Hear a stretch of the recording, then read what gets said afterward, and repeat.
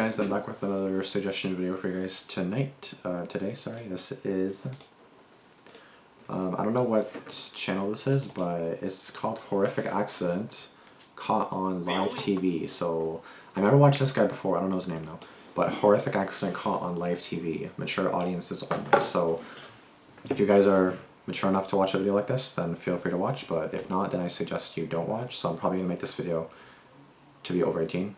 If I remember, I'm probably going to forget. But yeah, you probably have to be over 18 to watch this video.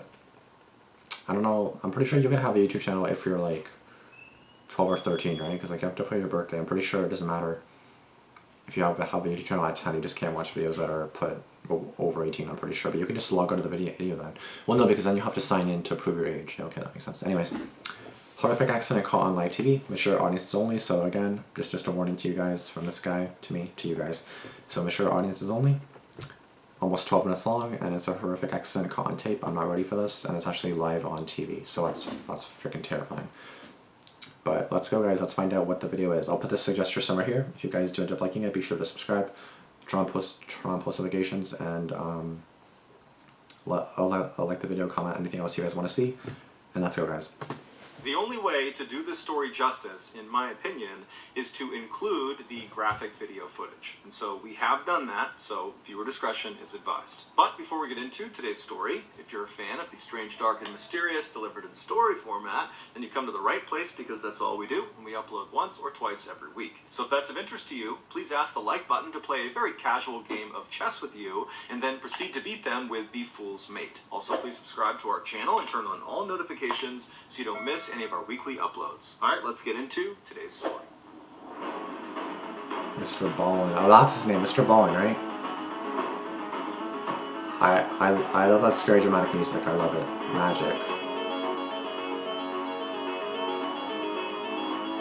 Disturbing images and statements. Viewer discretion On January 27th, 1908, a 34-year-old handcuffed man walked out from behind the curtain to a cheering crowd inside of a theater in St. Louis, Missouri. This was going to be this man's first ever live performance, but he did not seem nervous. Next to this man on stage was this comically oversized milk can that was filled to the brim with water. Once the audience had stopped clapping and had calmed down and taken their seats, this man on stage turned to face this milk can and then climbed up this small ladder and then lowered himself feet first into this can, and as he did, his body displaced water from the can, causing it to spill over onto the stage. And then once almost all of his lower half was submerged in water and the audience could only see his face, this man looked over at his assistants in the wings of this theater and kind of gestured to them that he was ready to start. And so the assistants come running out into the middle of the stage, and they immediately close the lid of this milk can over this guy, pushing his head down into the water. And so as the audience is gasping and collectively holding their breath, the assistants proceed to lock this lid with 6 different locks around the top, and then they wheeled over this cabinet that kind of collapsed around the can, so it was totally out of view of the audience. Now, for this audience, they had never seen anything like this before, and so immediately they all began murmuring and whispering. And he's what? He's handcuffed, right? He's handcuffed. Survive what he's doing. But 2 minutes after that lid had been sealed, that 34-year-old man emerged from behind the cabinet with his hands open wide, so he wasn't handcuffed, totally unharmed. And then the cabinet was moved aside, and the audience could see the lid of this milk can was still locked. During his lifetime, nobody could ever figure out how the great magician Harry Houdini had escaped that milk can. These dangerous stunts made Harry extremely famous, and it's why we still know him today, nearly 100 years after his death. But it wasn't just that he was able to successfully perform these stunts, it was his attitude while he performed these stunts that made him so notable. He really just came off as being totally fearless, that he was willing to do just about any stunt. But that wasn't actually true. There was one stunt that Harry was absolutely terrified of. Now, he would eventually work up the courage to attempt this particular stunt, but while he was doing it, he panicked and he had to be rescued by his assistants. And after that, he never tried it again. And for decades, nobody else tried it either. Because, I mean, if Harry Houdini can't perform this stunt, then certainly no one else can either. But in 1990, a daring 32-year-old man named Joe Burris decided he would be the person who would finally conquer this infamous Real stunt. photo of Joe was a Burris. small-time children's magician in Fresno, California, but deep down, he had always believed that someday he would be the next Harry Houdini.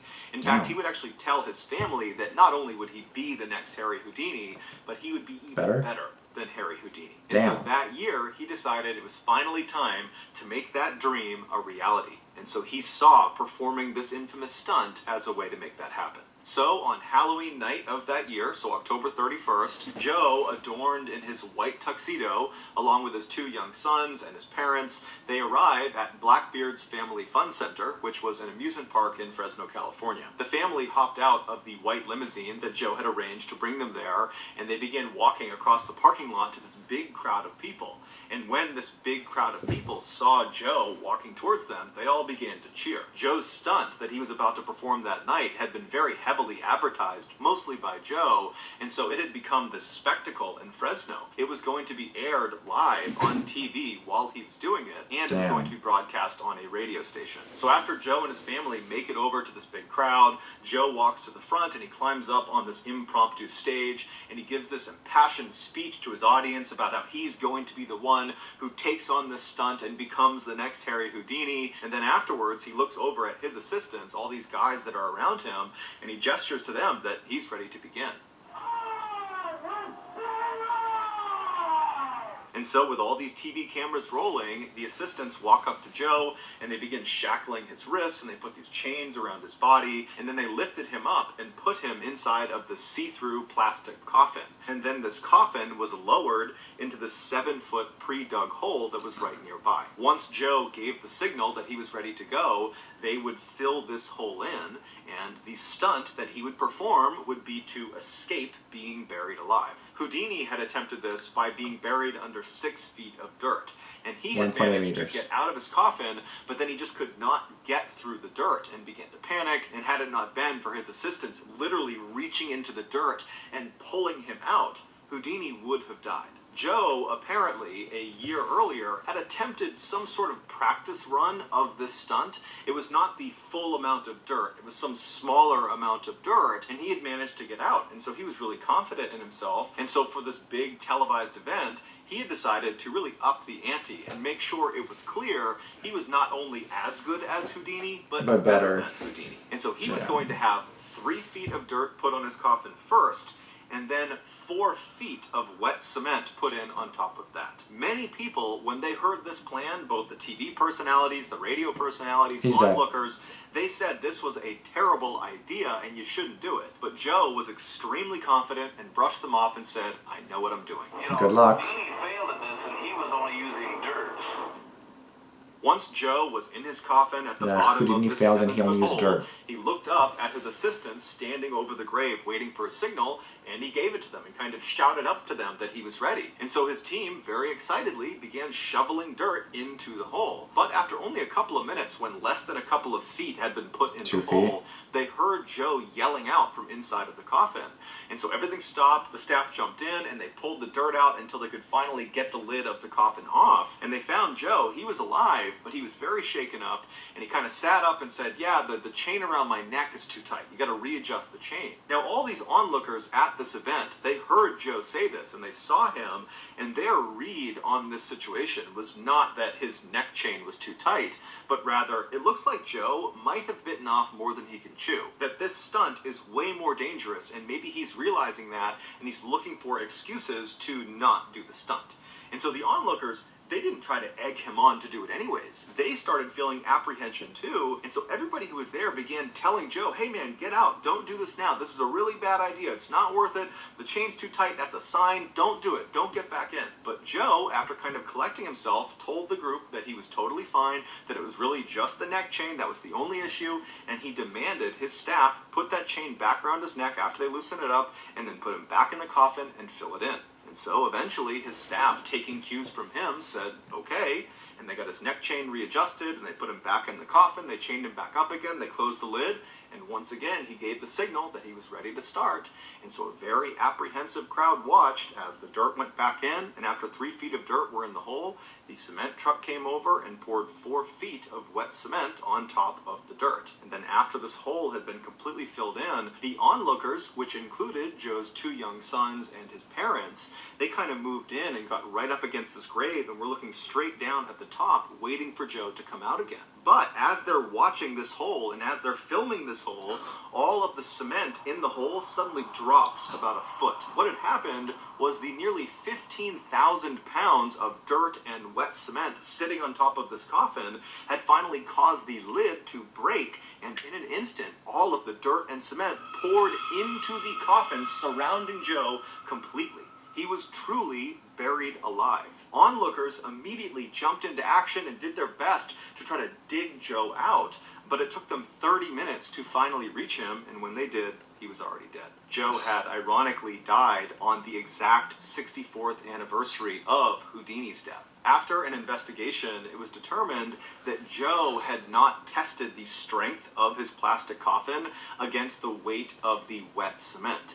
He'd only tested it against dirt because that was the one he had done the year earlier. He had done it under dirt, and it worked. Joe had also not taken into account that cement dries from the bottom up. So even if Joe had managed to get out of the coffin and make his way through the first 3 feet of dirt that was right on top of the coffin, he most likely would have been trapped under the hardened cement layer. You realize that cement starts to harden first at a lower elevation, so it's going to be hard.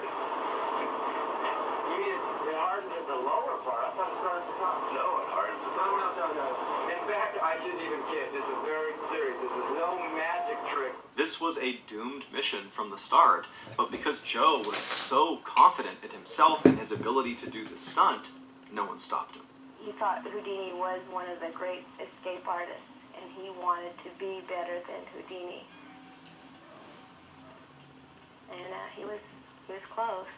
So that's going to do it, guys. If you found the secret in today's episode, let us know in the comments section what it is and where you found it. So give us a secret. timestamp. What's secret? If you're the first to do that, we'll pin you at the top of the comment section.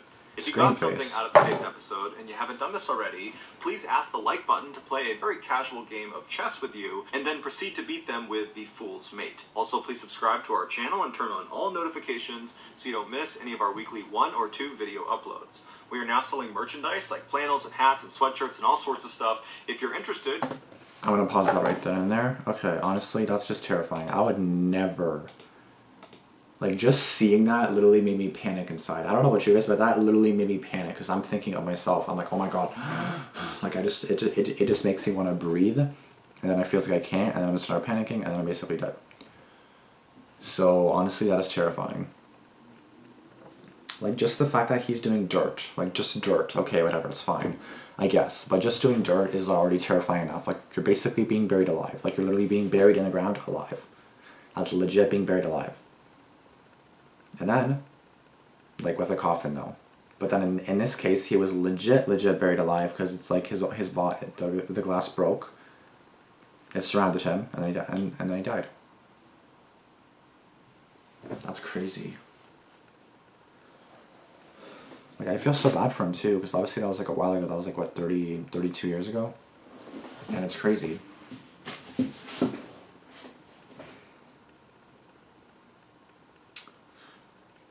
Imagine watching that live.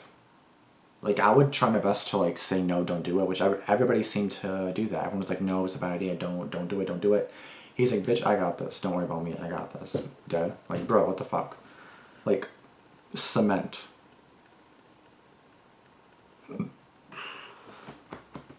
Cement.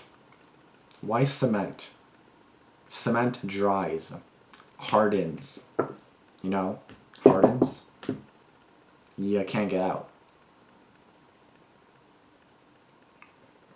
Like 3 feet of dirt, 4 feet of cement. Like what, 15,000 pounds he said? What the fuck? Good luck getting through that. Like, how the fuck are you gonna do that? Like, oh my god, that just gets me anxious. Like, this is literally making me anxious.